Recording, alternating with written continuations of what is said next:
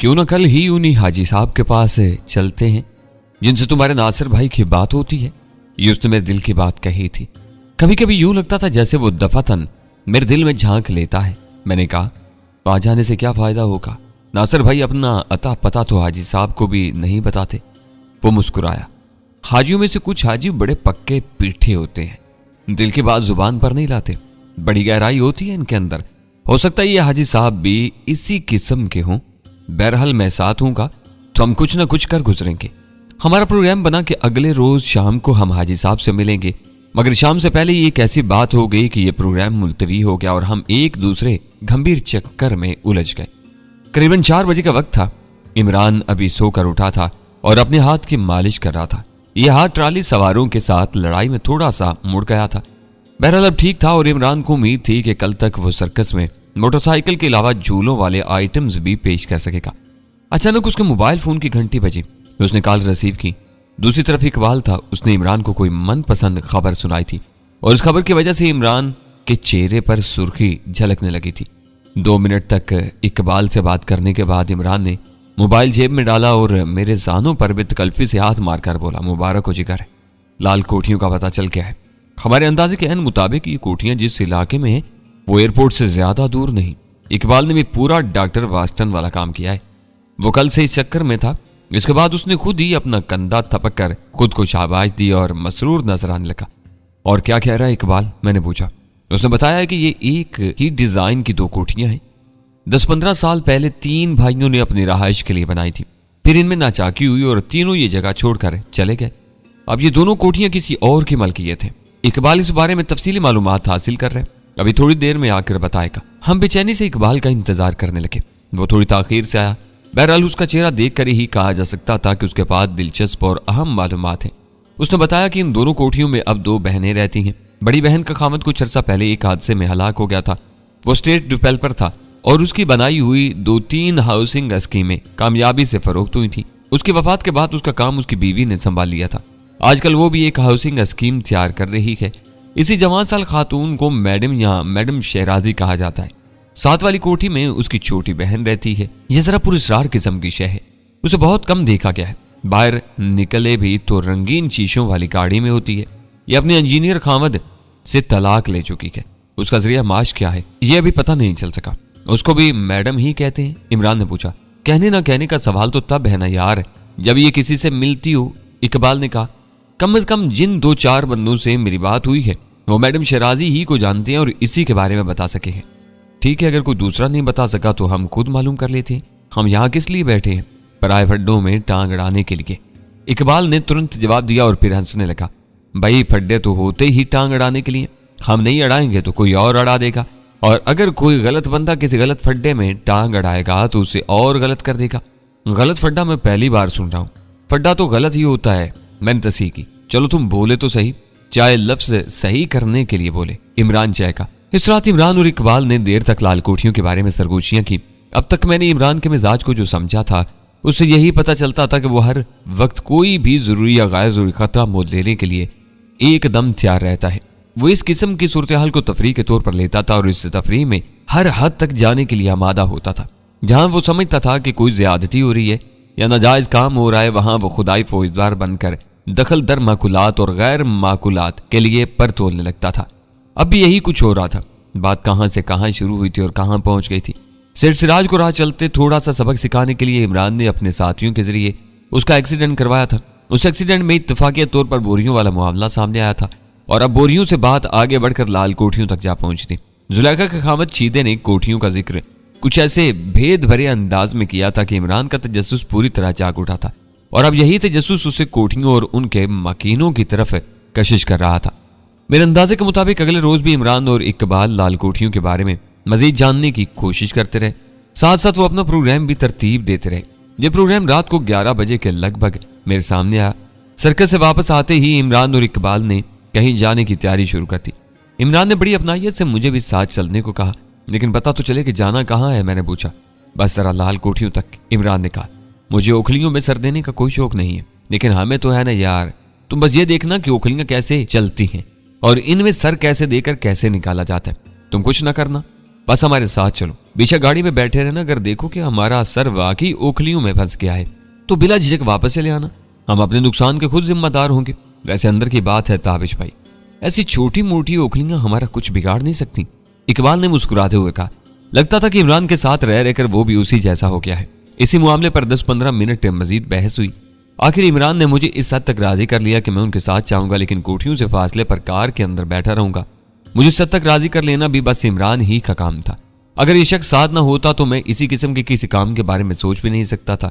ये शख्स अपने अंदर से फूटने वाली तवानाई के जरिए मुसलसल मेरी केमिस्ट्री तब्दील कर रहा था। हम रात 12 बजे के करीब मेहरान कार में बैठे और रावी रोड से एयरपोर्ट की तरफ रवाना हो गए। कड़ाके की सर्दी पड़ रही थी, तारीक आसमान बादलों में छुपा हुआ था। किसी वक्त हल्की पवार पड़नी भी शुरू हो जाती थी। सड़कों पर ट्रैफिक न होने के बराबर था। हम 45 मिनट के अंदर एयरपोर्ट के नवाह में पहुंच गए। मेरे जिस्म में सनसनी की एक हल्की सी लहर चलनी शुरू हो गई थी। ऐसी ही लहर मैंने उस वक्त महसूस की थी जब दर्जनों तमाशाइयों के सामने मैंने इमरान के उकसाने पर 2-6 का खेल खेलने का इरादा किया था। गाड़ी तारीक सड़क पर फिसलती जा रही थी। इमरान ने मुझे बताया नहीं था, मगर मुझे पता था कि उसकी जैकेट के अंदर स्याह रंग का ब्रेटा पिस्टल मौजूद है। मुझे यह भी पता नहीं था कि ये दोनों सरफिरे लाल कोठियों पर जाकर क्या करना चाहते हैं। क्या वो सीधे तरीके से मुलाकात के बहाने अंदर जाएंगे? क्या वो चोरी छुपे अंदर घुसेंगे? क्या वो किसी को यरगमाल बनाकर मालूमात हासिल करना चाहेंगे? ज़हन में कई सवाल ऊपर रहे थे, लेकिन मैं इन सवालात के जवाबात हासिल करके खुद को और परेशान करना नहीं चाहता था। हम एक पोश रहायशी इलाके में दाखिल हुए। यहाँ दरख्तों की भरमार थी। 10 मरले और एक कनाल की बहुत सी कोठियां नजर आ रही थी। इमरान ने एक तरफ इशारा करते हुए मुझसे कहा, देख लो भाई लाल कोठियां, ताकि सनद रहे और बवक्ते जरूरत काम आए। ये दोनों कोठियां 2 मंजिला थी। एक कोठी की किसी खिड़की में रोशनी नजर आ रही थी, लेकिन दूसरी यकसर तारीक थी। शबनम, कचनार और तूत के बुलंद बाला दरख्तों ने दोनों कोठियों को घेरे में रखा था।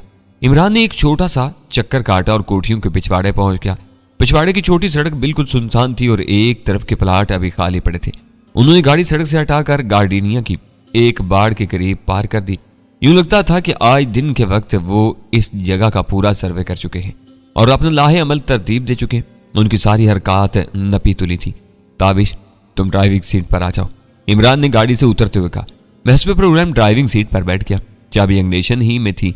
वो मेरा कंधा थपक कर अजीब जोशीले अंदाज में बोला, फिक्र नहीं करना जिगर, ये बड़ा 5 स्टार खेल है।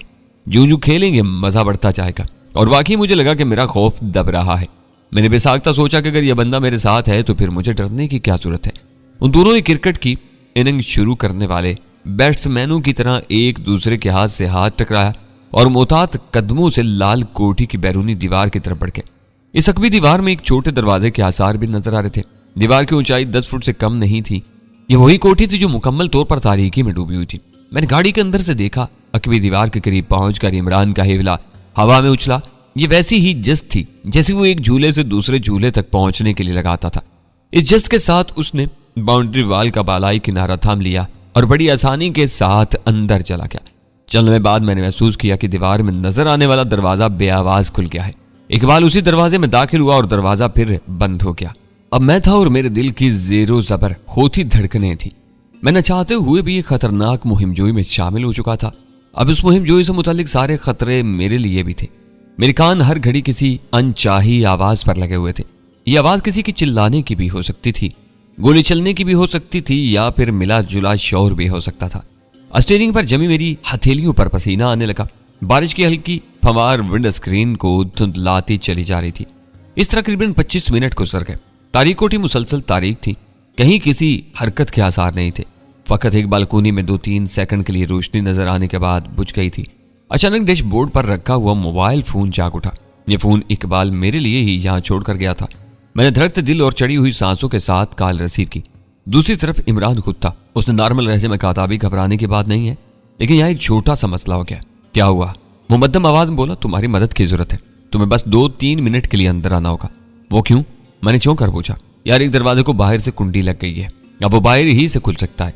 जल्दी आओ वरना हमारा सारा मिशन बेहोश होकर कोमे में चला जाएगा।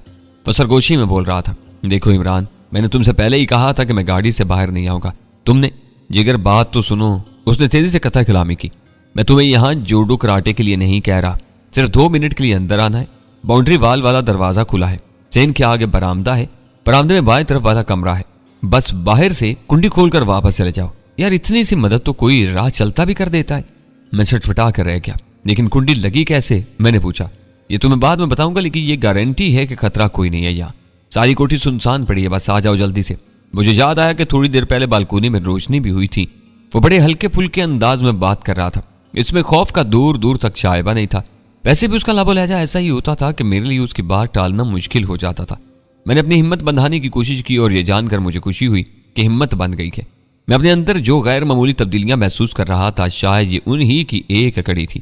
सेठ को थप्पड़ मारना, फिर अपनी जान लेने की नहायत संजीदा कोशिश करना, फिर सर्कस के खेल में रिवाल्वर के खेल में खुद पर गोली चलाना, और उसके बाद हड़प्पा से वापस आते हुए रास्ते में ट्राली सवारों से लड़ना और एक ट्राली सवार पर अपने हाथ से वार करना। ये सब इन तब्दीलियों की ही झलकियां थी। मैं अपनी धड़कनों को संभालता हुआ गाड़ी से उतरा और बाउंड्री वाल का दरवाजा खोलता हुआ अंदर चला गया। यक भी सहन था, करीबन 3-4 मरले में होगा। एक तरफ ग्रासी लान था जिसमें लोहे की सफेद कुर्सियां रखी हुई थी। ऐसी जगहों पर रखवाली के कुत्तों का अंदेशा होता है, लेकिन अगर कुत्ता होता तो आध घंटा पहले ही सामने आ गया होता। बरामदा तारीख था। मैंने मोबाइल फोन मुसलसल कान से लगा रखा था। अंदर आ गए हो, इमरान ने पूछा। मैंने मुख्तसर जवाब दिया। बरामदे में बाएं तरफ देखो, एक छोटा दरवाजा है, दूसरा बड़ा है, गहरे पीले रंग का नजर आ रहा है। मैंने भी फिर हुनकारा भरा। दरवाजे को बाहर से चटखनी चढ़ाई गई है, उसे आराम से गिरा दो। मैंने हदायत पर अमल किया और लरसते हाथों से पीले रंग के दरवाजे की चटखनी गिरा दी। दोनों सामने ही खड़े थे। इमरान ने कंधा थपक कर मुझे शाबाश दी। जीते रहो, दूधो दहाओ, पूतो फलो, तुम्हारी हर दिली मुराद पूरी हो, वो सरगोशी में बोला। उसके हाथ में पेंसिल टार्च थी। ऐसी ही टार्च इकबाल के हाथ में भी नजर आ रही थी। मैं यह देखकर हैरान हुआ कि इमरान और इकबाल दोनों ने बड़े साइज के गर्म मफलरों के जरिए अपने चेहरे छुपाए हुए थे। इनके सरों पर पहले ही पीक कैप्स थी, लिहाजा अब उनकी आंखें और थोड़ी से पेशानी के अलावा बाकी चेहरा पोशीदा था। लो, ये टोपी पहन लो तुम भी। इमरान ने जैकेट की जेब से एक गर्म टोपी निकालकर मेरी तरफ बढ़ाई। ये वही टोपी थी जिसमें से सिर्फ आंखें निकल आती हैं, सर, चेहरा और गर्दन वगैरह छुप जाते हैं। मुझे उसकी जरूरत नहीं, मैंने बेजारी से कहा। मैं वापस जाना चाहता हूँ। मेरा इरादा भांप कर इमरान ने जल्दी से सरगोशी की। एक चीज देख लो फिर चलते हैं। उसने मुझे बाजू से पकड़कर कमरे में खींचा और दरवाजा आहिस्ता से बंद कर दिया। कोठी में चारों तरफ मुकम्मल सन्नाटा था। कुछ देर बाद उसने पेंसिल टार्च रोशन की। टार्च का छोटा सा दायरा फर्श के कालीन पर पड़ने लगा। इमरान मोहतात कदमों से चलता हुआ एक बगली दरवाजे तक पहुंचा। उसने दरवाजा खोला। हम एक मुस्ततील कमरे में थे। इस कमरे की दीवारों पर बहुत सी पेंटिंग्स नजर आ रही थी। ये नहायत कीमती फ्रेमों वाली पुरानी तस्वीरें थी, ज्यादातर विक्टोरिया दौर के मनाजिर को पेश कर रही थी। खास बात यह थी कि इन सारी तस्वीरों में उरियानी का उनसर नुमाया था। चंद तस्वीरों को तो फहश भी कहा जा सकता था। इनमें औरतों के अलावा मर्द भी थे। विक्टोरिया दौर की एक दरबार की पेंटिंग नहायत बोल्ड थी। मुसव्वर ने दरबार में शराब नोशी, बदमस्ती और ऐशो इशरत के मनाजिर पेंट किए थे। बादशाह और दरबारी जाम पर जाम लुढ़ा रहे थे और औरतों के उरियान जिस्मों से खेल रहे थे। किसी को किसी का होश नहीं था। मैं इन तस्वीरों पर निगाह उड़ा रहा था, लेकिन मेरा ध्यान पीछे की तरफ ही था। मैं चाहता था कि हम जल्द अज जल्द यहां से निकल जाएं, या कम अज कम मैं तो वापस गाड़ी में पहुंच जाऊं। बेशक कोठी में मुकम्मल सकूत था, मगर यह जरूरी तो नहीं था कि सकूत बरकरार भी रहे। और फिर सोचने की बात यह थी कि बरामदे वाले दरवाजे को बाहर से कुंडी किसने लगाई थी। आखिर कोई ना कोई तो यहां जाग रहा था।